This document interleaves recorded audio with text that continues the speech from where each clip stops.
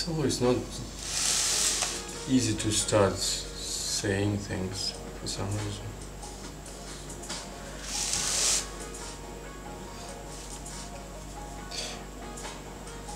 And it's been a while since I posted my last video, but I decided to just keep it rolling, keep going with my YouTube channel, and just to make it my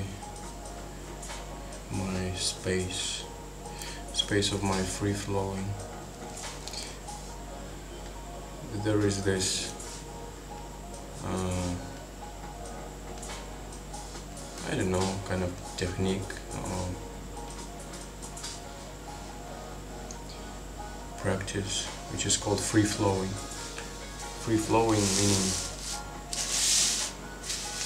well, if it's writing, then you just take a pen and you start writing.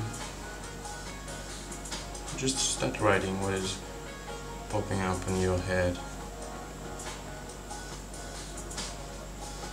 and at some point you get to this state where your subconscious is starting to just actually giving you itself revealing itself to you, to the paper. Yeah, and it's very compelling. I mean, I've tried this as well.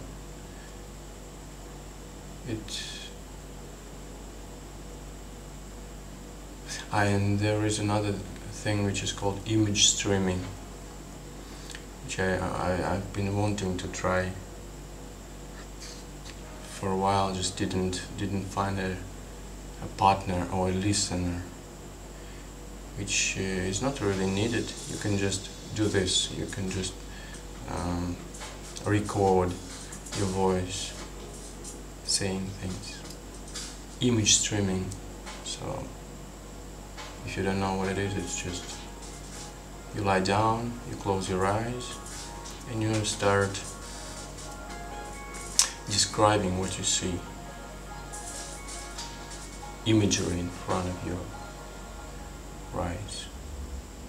eyes being closed in one. So it can start with just, you don't know,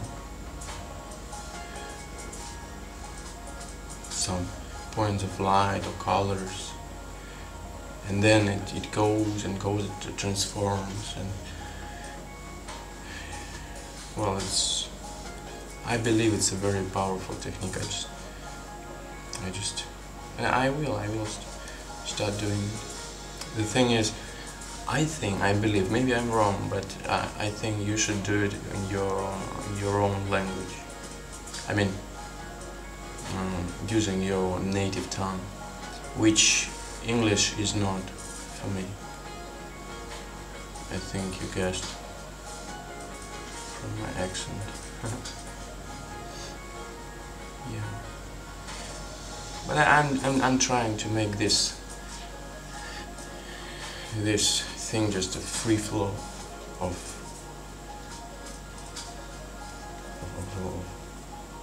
this, just saying things that don't have an agenda. As I've already said, I think in a previous video, I'm not trying to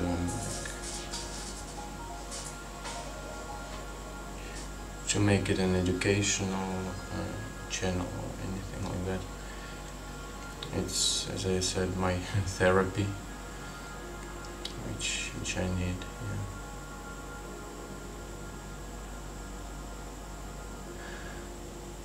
Yeah.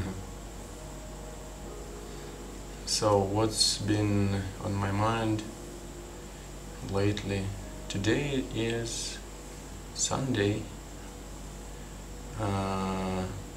March 22nd, and it's been 4 days since my girlfriend flew away back to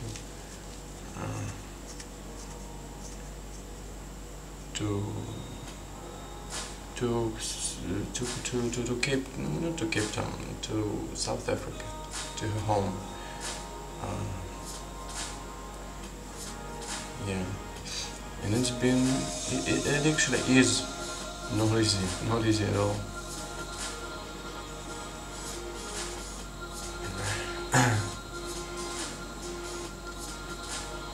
Not easy. I've been crying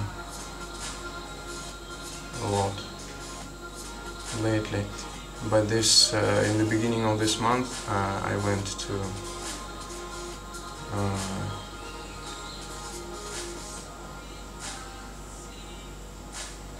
this temple, to this silent retreat, it's called, in Surat Thani, which is in Thailand, for 10 days, where you don't speak, don't read, don't write,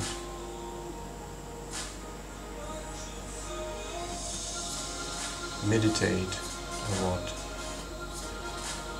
And the whole thing, well, for me personally,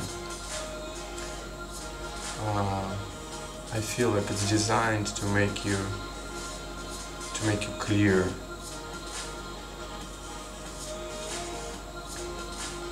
Like, we wake up at 4 a.m, we go to bed at 9, we eat only twice a day, at 8 in the morning and at 12 at noon. And what I was eating was just a small bowl of fruits, a couple of pieces of pineapple or papaya or mangosteen, and a few bananas. Yeah, and all this thing is just, also you listen to these Dharma talks, which is good, but this monk, English monk that used to be giving these Dharma talks previous times when I went there, he is not doing it anymore, and that was kind of upsetting, because I loved him. This guy, this English monk, and the founder of this temple, which is called Swan Mok, for me they are like really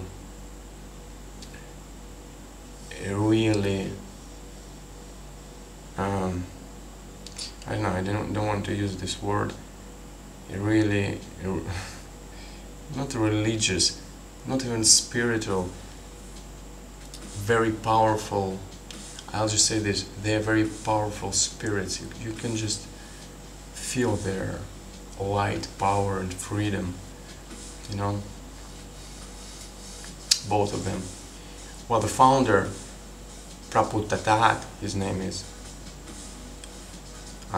he's already deceased, like I think it's been 30 years since he died. Yeah, and I happened to go once to one of these retreats with Thai people. And Thai retreats are more intense, more strict. You sit more, like it's very different. And we listen to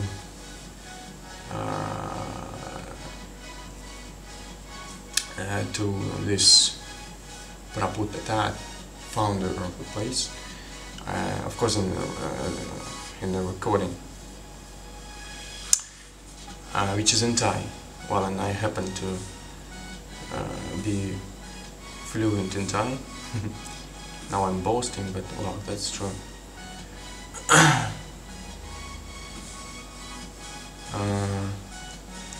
And yeah, you can feel this power behind the words. Well, the thing that he is saying are powerful, yes, but there is something else, like between the lines, you know, like behind the words, behind the sentences, which is this uplifting, I don't know, inspiring thing. And this English monk, he also possessed this thing.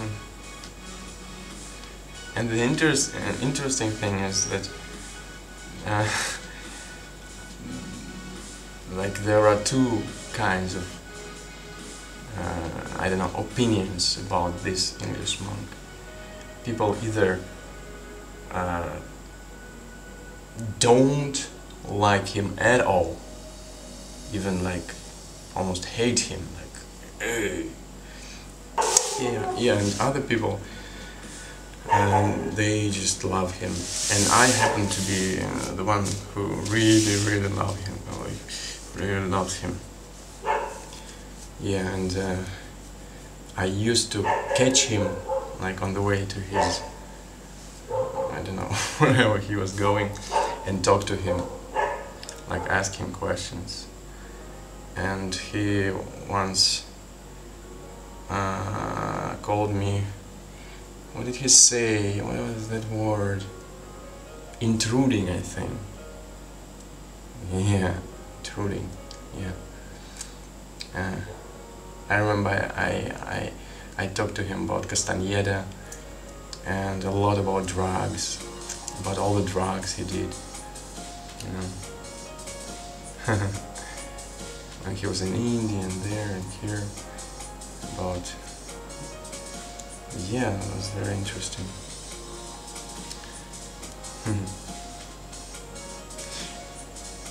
And you know, these 10 days of this retreat, the last day,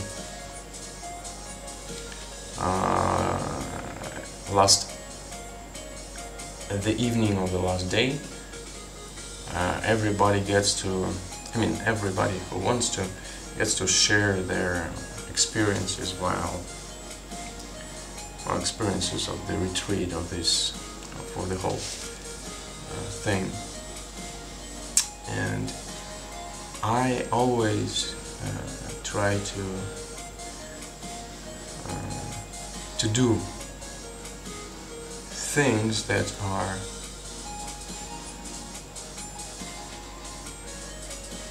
are frightful, that are scary, that are not easy for me to do, which being in front of the audience is that kind of thing for me. And probably that's why I like theater, being on stage, and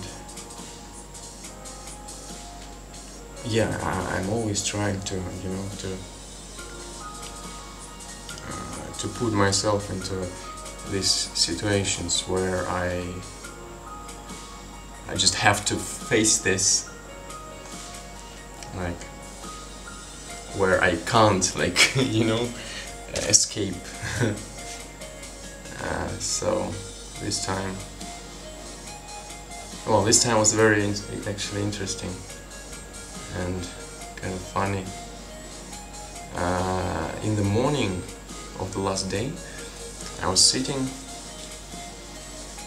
well, meditation was happening as usual, and I prepared like the whole lecture for the guys, which I called Sex, Drugs and Rock and Roll of Buddha. Wow, that's funny in itself. And it was like very elaborate and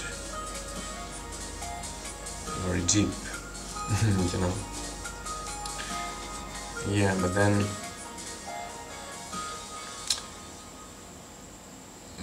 but then I just decided not to say anything, not even to go up there, because I can tell you that, like, the main thing, the very first time when I went there, the very first retreat of mine there, which was, I think, 4 years ago. I think 4 years ago, and it was a very important point of my life. I mean, very transformative, very necessary, and like it was one of those stepping stones, you would say, like, which lifted me up, transformed, helped, opened up. Call it. Well, you got an idea. So the main thing that I got from that first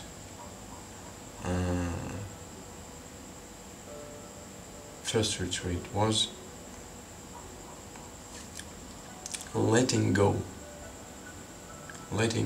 as a tool, and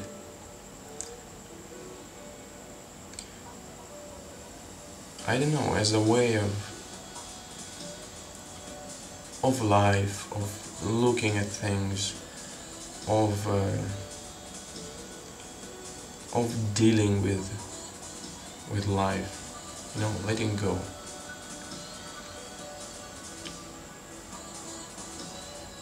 Which actually continues to, I don't know, to evolve. I now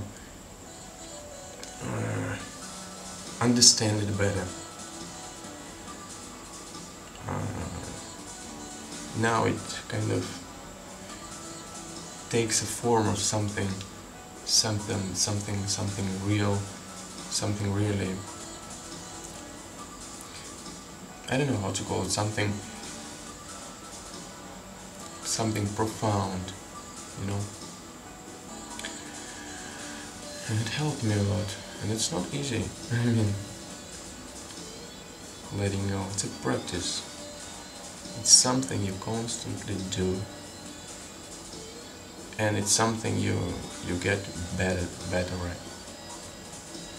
Yeah, so why I'm saying it is, this last retreat I prepared all this lecture, you know, and then at some point I just said, oh, fuck it, I'm not doing it.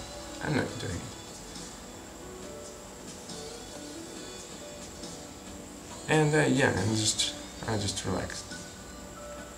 And by the way, yeah, I recently had a conversation with somebody about ideas,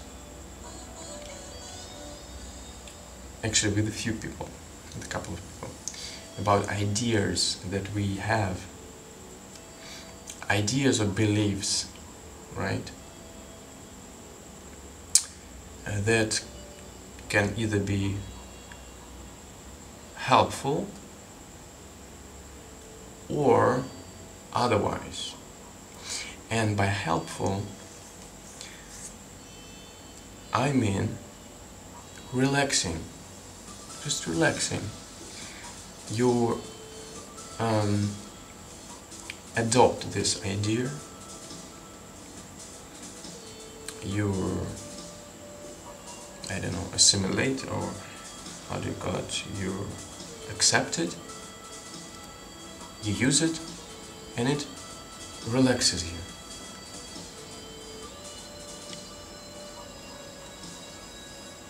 Relaxes you.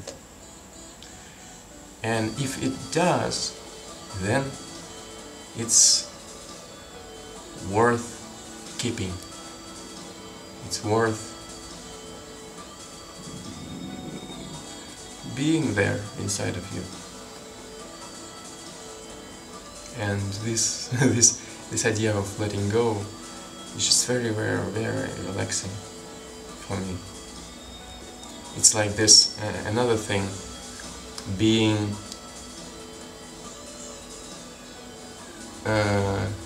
significantly insignificant. Meaning that, well, each and every one of us has his or her role in this universe, being a piece of it. If you are taken out of this universe, it's different. It's not as it is with you in it, right? It's different.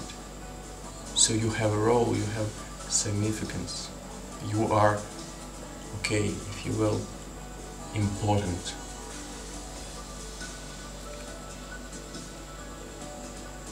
And on the other hand, if you look at the scale of the whole thing, of this universe, at this ocean of creation, and you look at yourself, this, right, small little grain of sand in this cosmos, you realize that, well, it's not a big deal. I mean, that is one of those ideas that relaxes you. Just, whew, okay, like, just relax.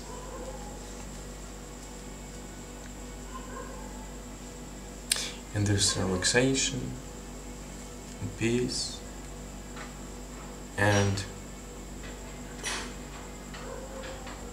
gratitude. You know, this gentle gratitude.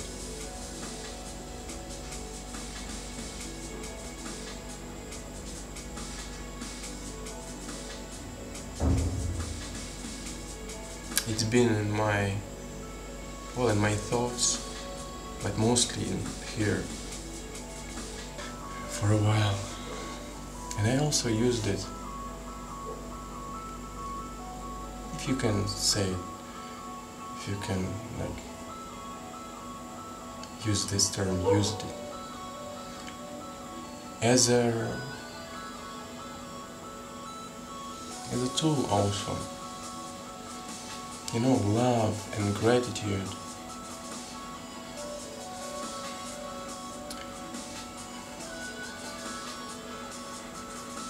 Those are just, I don't know how to say it even. They are so powerful. And I don't know, either you cultivate it or you remember it, or it comes to you. But for me, it feels like it's a conscious choice.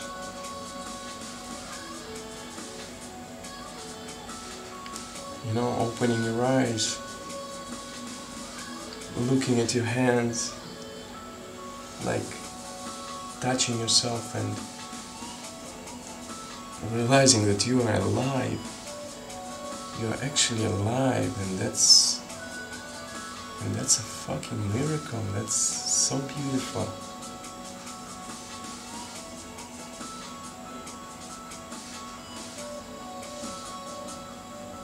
And I am so grateful for this life, for this opportunity, for all the people that this universe brought into my life, for my family, for my mom, for my dad, for my brother, for my sister, for my grandmother, for my grandfather, for all the people that came into my life, for all the beautiful people who taught me,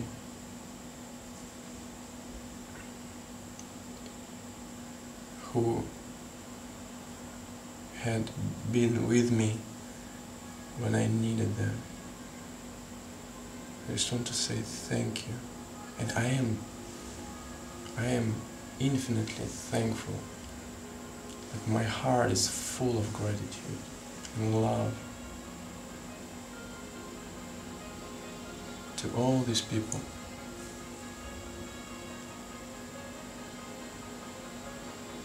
Who made me what I am right now.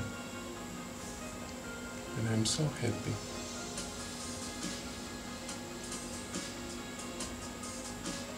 And I don't know how to express it. I've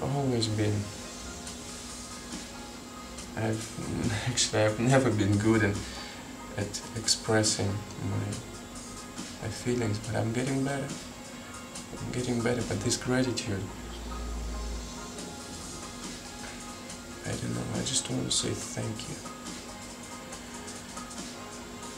Thank you.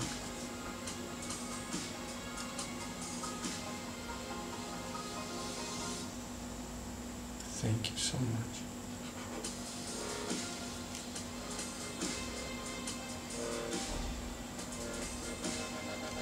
Thank you, and my love for you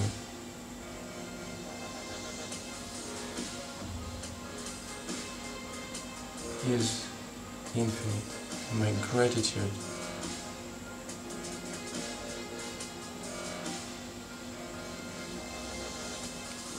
I know it's reaching your hearts. And now I'm talking to all those people who came into my life, who I was blessed to know.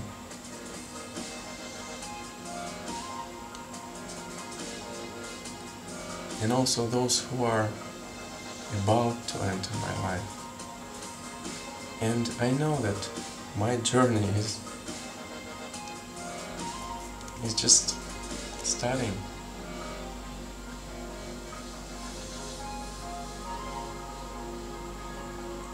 And now I feel so inspired and excited to see what's next.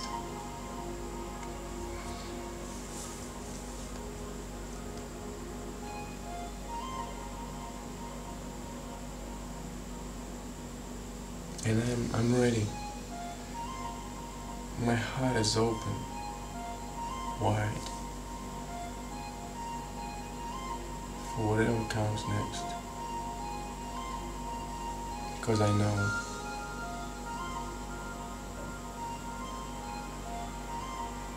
that it is a blessing. It is a blessing. I am blessed.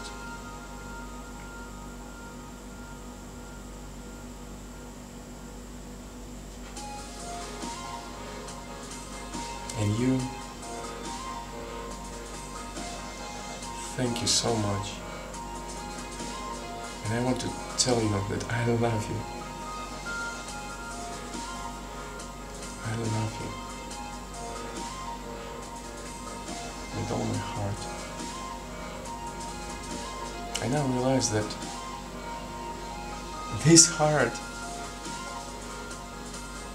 was made for love.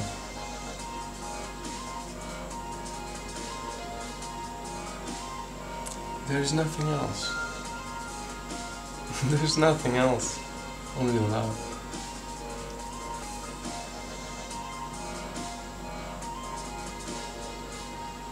And it's so simple. At times it seems to be hard and complicated. It's so simple.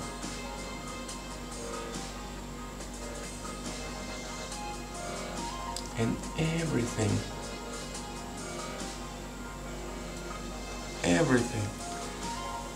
that is happening, that has been happening, well, here on this planet, in my life in particular, it's been leading me to this very point where I sit on the floor looking at this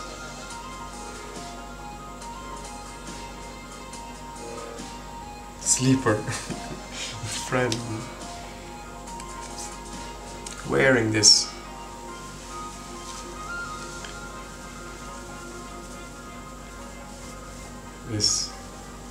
rabbit towel.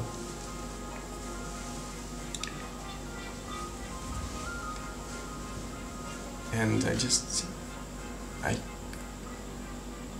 can't imagine being happier. I'm so calm and peaceful inside.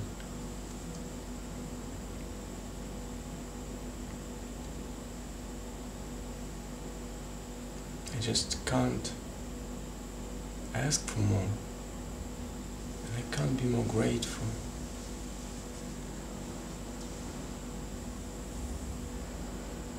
And all I want is to just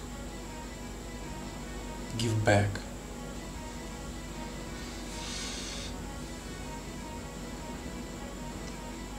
Give back.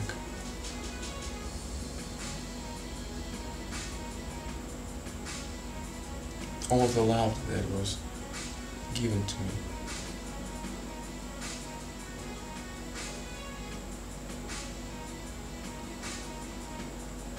And I will be trying my best. I know I have things to work with. Now it's getting clearer and clearer.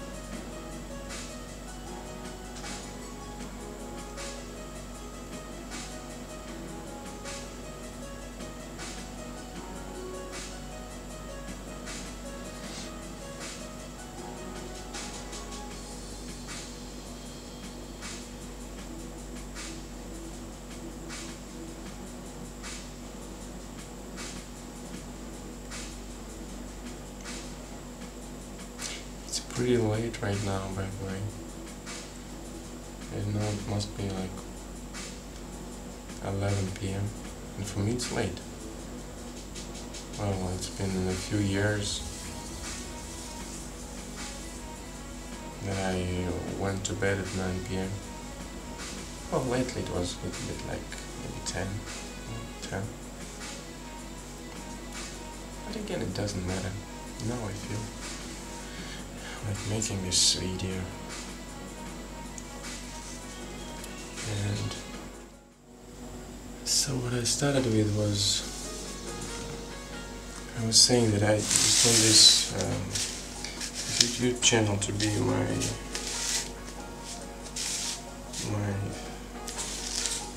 field of exploration of myself.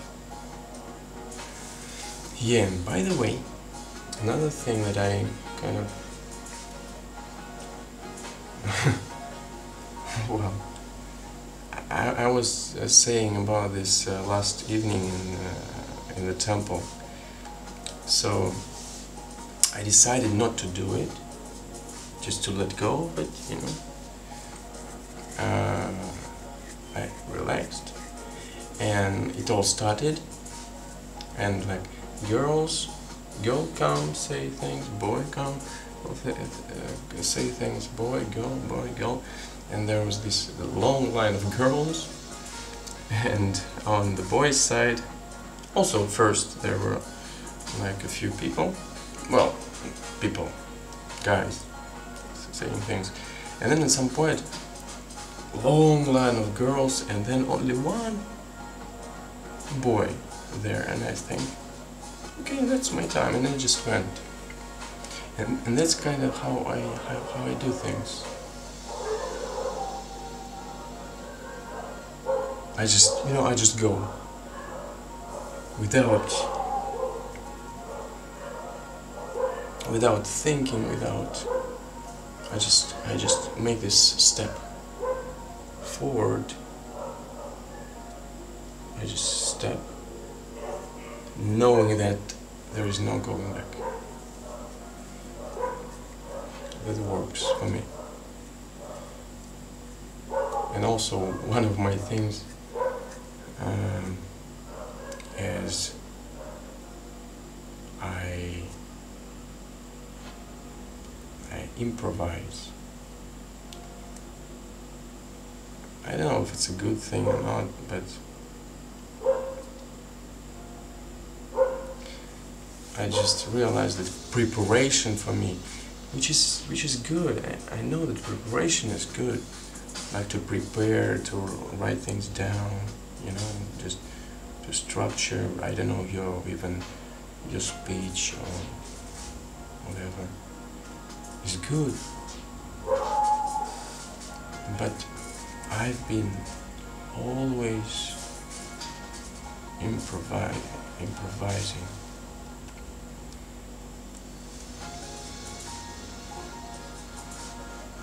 All along, like all my life. Be it like studying, be it teaching, be it playing on stage. Well, on stage, well, I mean, yeah, also a lot of improvisation. Just, you know, going with the flow, like. I think it's a good thing. Just trusting, you know, trusting the moment. So yeah, I went there, sat there, then my turn came, and I went up there and just started saying like exactly the thing that I said, that I prepared the whole lecture for you, like sex, drugs, and rock and roll, Buddha. People started laughing. Yeah. But they gave us like each only 4 minutes for the whole thing, and I just said, yeah, and I decided not to say anything, not even come up here, but I'll tell you in a nutshell what it was about. Yeah,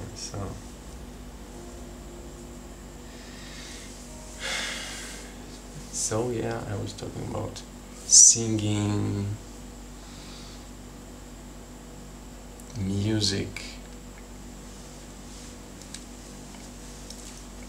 which was chanting in that case, drugs as a tool. And about drugs, what I was saying is that, well, I look at this line of development, a line of spiritual growth, as well, containing or consisting of like 2 parts, which are in modern world are pretty much separated and like almost unrelated in minds of most of us, of people, which is first developing ego. Let's use this word, developing a healthy functional ego, which is absolutely natural, right? Ego is our tool, as well as our body, of functioning in this world. So the first part is developing it,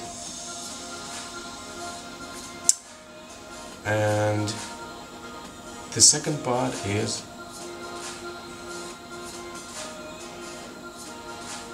transcending it, which is the point of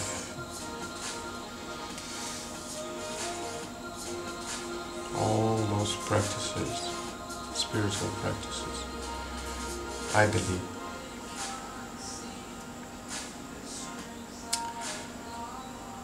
And so what I was saying, that the first part, developing part, there is a very, very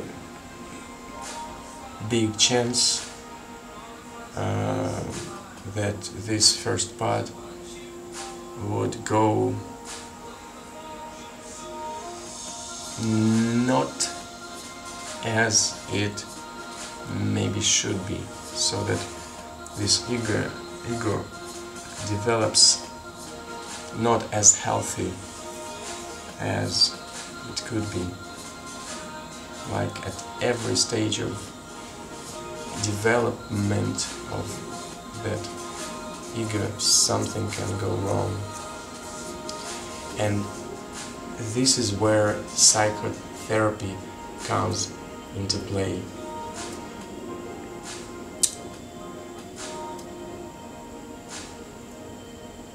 And my point was that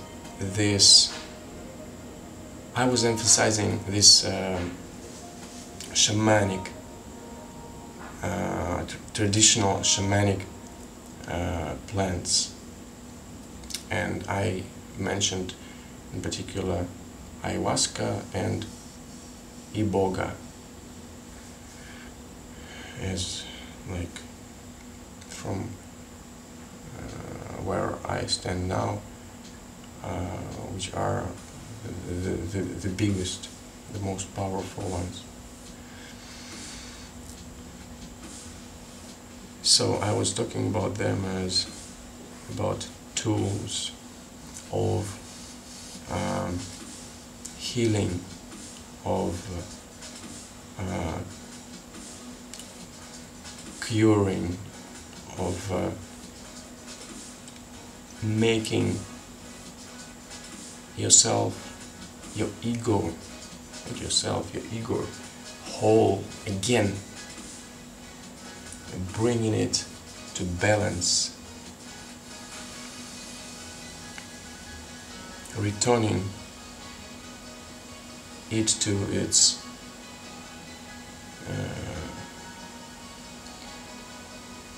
state where it's fully functional, powerfully healthy. Okay? And only then we can, talk about transcending it and so on, which is another part of the same line. And it's this is what I believe in. So I just said that do not dismiss. And why I said that, because there is this monk which I admire, also a very beautiful person, Thai monk. There are these precepts about not taking any intoxicants. And I believe that Buddha was only talking about alcohol. If not only, then mostly. I think even only. Now we could add all this stimulants like, I don't know, heroin, cocaine, meth, amphetamines, like all this kind of stuff that are just, you know, stimulate you, dump you down. And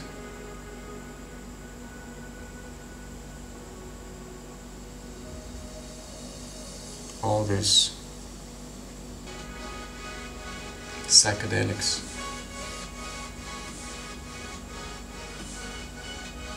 which are ironically also called drugs. They have nothing to do with those things that, like, that Buddha, let's say, called intoxicants. Yeah, so that's basically was my point. I said, do not, or not do not, just, I said, I would not so easily discard all these powerful shamanic plants with thousands and thousands of years of history. So that was about drugs, yes, and sex. And sex, I just quoted this, from Ken Wilber's book One Taste, which I'll just give me a second, I'll get a book. So what I quoted for this sex part, the final part of this speech of mine, was this: love for a specific person is radiant when it arises in emptiness. It is still love. It is still intensely personal. It is still very specific, but it is a wave that arises from an ocean of infinity. It is as if a great sea of love brings forth a wave, and that wave carries the force and thrill of the entire sea in its every breaking crest. The sensation is like watching an early morning sunrise in the desert. A vast, open, clear blue spaciousness within which there arises on the horizon an intense red-yellow fire. You are at the infinite sky of love, in which a particular fireball of personal love arises. One thing is certain: infinite love and personal love are not mutually exclusive. The latter is just an individual wave of an infinite ocean. When I lie awake next to her early in the morning doing meditation, nothing really changes in the contemplation except this: there is a whole body bliss, paradoxically faint but intense, that edges my awareness. It is sexual energy reconnected to its source in the subtle regions of the body-mind. I will often touch her lightly as I meditate. It definitely completes an energy circuit, and she can feel it too. But that is what men and women, as well as butch femme pairings across sexual orientations, can do for each other.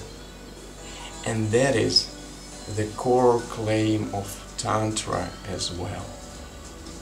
In a very concrete, visceral way, the union of male and female is the union of Eros and Agape, ascending and descending, emptiness and form, wisdom and compassion.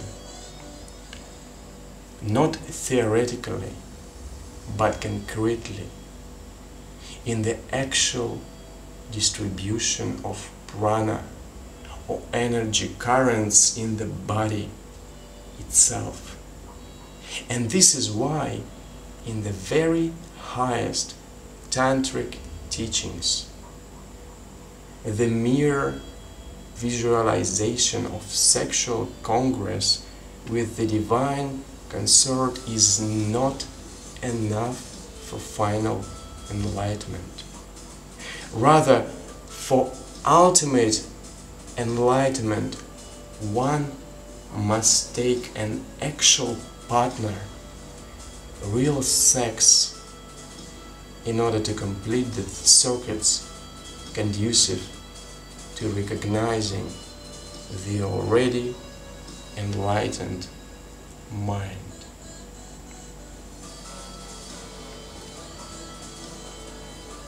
And this is what I quoted for this sex part,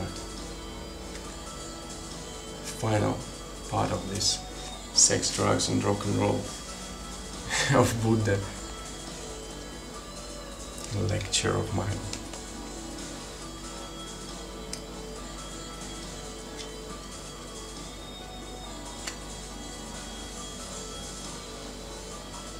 So I'm for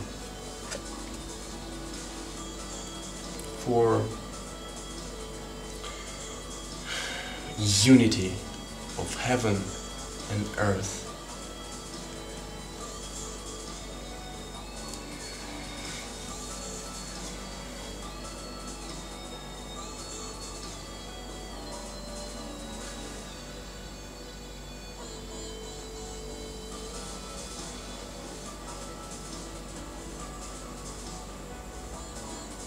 It's been a long video, and thank you if you are with me here.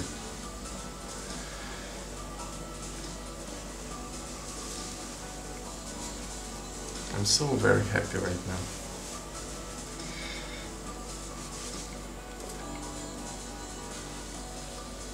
And grateful, as I already said.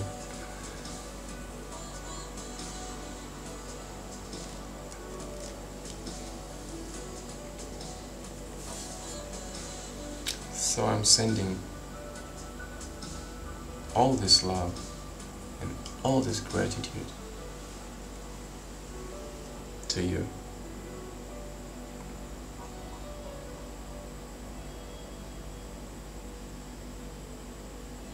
And I know you can feel it, because you are made of it as well. We are made of love.